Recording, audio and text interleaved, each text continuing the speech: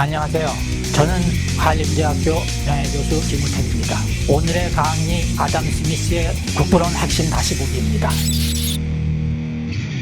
자기의 셀프-러브, 자기이익, 셀프-인터레스트라는 단어들은 국부론 첫 부분 2장 분업을 발생시키는 원리에 처음 등장합니다. 남에게 어떤 거래를 제안하는 사람은 누구나 내가 필요한 것을 달라. 그러면 내가 원하는 것을 주겠다는 것을 뜻하는 것이며, 이와 같은 방법으로 우리가 필요한 다른 사람이 호의 대부분을 얻는다. 우리가 오늘 저녁 식사를 마련할 수 있는 것은 푸주간이나 양조장 혹은 빵집 주인들의 자비심이 아니라 자신의 이익에 대한 그들의 관심 때문이다. 이 짧은 인용과 그 앞뒤의 시간의 제약으로 인용하지 못한 부분에서 스미스는 자기 이익은 동물과는 다른 인간 사회에서 상호관계를 지배하는 원리라는 것을 보여줄 뿐 아니라 그 원리는 인류 보편의 도덕률인 황금률의 실천임을 일깨워줍니다. 그러니까 스미스의 자기 이익은 나만이 아니라 남의 자기 이익도 함께 생각하는 것이기 때문에 나의 이익만 생각하는 이기심, selfishness, 에고티즘과는 동의어가 아닙니다.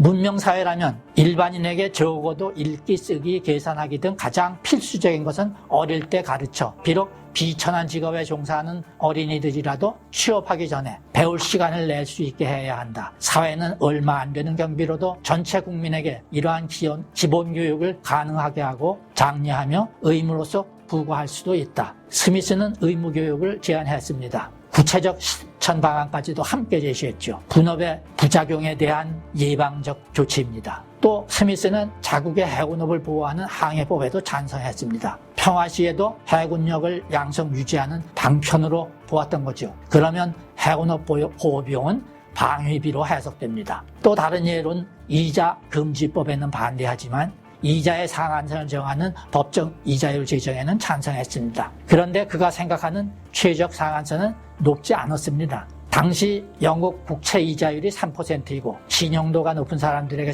적용되는 이자율이 4 내지 4.5%인데 법정 이자율 5%는 적정한 수준이라는 의견이었죠. 최적 상한선은 대부 자금이 낭비적으로 사용되는 것은 맞고 생산적으로 사용되도록 유도하는 수준이어야 한다는 고려에서입니다. 이런 정부 규제들은 자유방임과는 거리가 멀죠. 3가지 예만 들었는데 국부론에는 그런 사례들이 많이 나옵니다. 스미스의 정의의 법에 대한 생각을 가늠해보는데도 도움이 되는 사례들입니다. 아래 인용문에 스미스의 입장이 충분히 드러나 있습니다. 인용문 2예입니다. 같은 업종에 종사하는 상인들은 오락이나 기분 전환을 위해서도 함께 모이는 경우가 드물다. 하지만 일단 모이면 소비자에 대한 음모나 가격 인상을 위한 계략의 모의로 끝낸다. 두 번째는 상업이나 제조업의 모든 부분에서 상인들의 이해는 몇 가지 관점에서 언제나 공공사회의 이해와 다르고 때로는 그것과 상충되는 경우까지 있다. 상업에 관하여 이 계급이 제안하는 모든 새로운 법률이나 규제는 항상 경계심을 갖고 주의 깊게 들어야 하고 그 제안을 채택하기 전에 가능한 한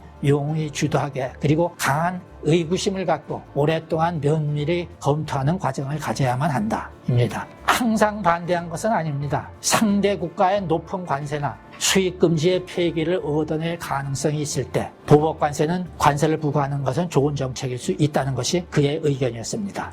자연 질서의 철학에 기초한 스미스의 경제 원리는 자연적 자유의 단순한 체제에 축약되어 있는데 이 체제는 앞으로 어떤 나라가 바른 정책 선택으로 모든 특혜와 규제를 완전히 철폐한다면 자연스럽게 올 자유시장 경제 체제를 예언한 것입니다. 그의 체제의 중심에는 자신의 이익을 따르면서 자신도 모르게 전체 사회의 복지를 증진시키는 개인들이 있으며 그런 것이 자연질서의 본질임을 보여주었습니다. 스미스에게 자연질서의 존재는 엄연한 현실이며 그것은 인간들의 방해에도 불구하고 존재하는 것입니다. 그런 종류의 이로운 경제제도가 자연질서의 틀 속에서 자생적으로 출현했습니다. 분업, 화폐의 발달, 저축중대, 자본의 투자, 해외 무역의 발전, 수요 공급의 자율 조정 이러한 것들이 자연적 인간 행태의 결과로 존재하게 되었으며 사회 전체의 이익을 위해 가능하게 진행하고 있습니다. 스미스의 비전이 현실이 되는 데는 그리 긴 세월을 요하지는 않았습니다. 영국에서는 산업혁명으로 빠른 경제 성장을 하면서 그에 발맞춰 시장경제도 성숙했으며 특히 미국에서는 스미스의 자유체제에 가장 근접한 자유시장경제체제를 구축하였습니다. 끝까지 경청해 주셔서 감사합니다.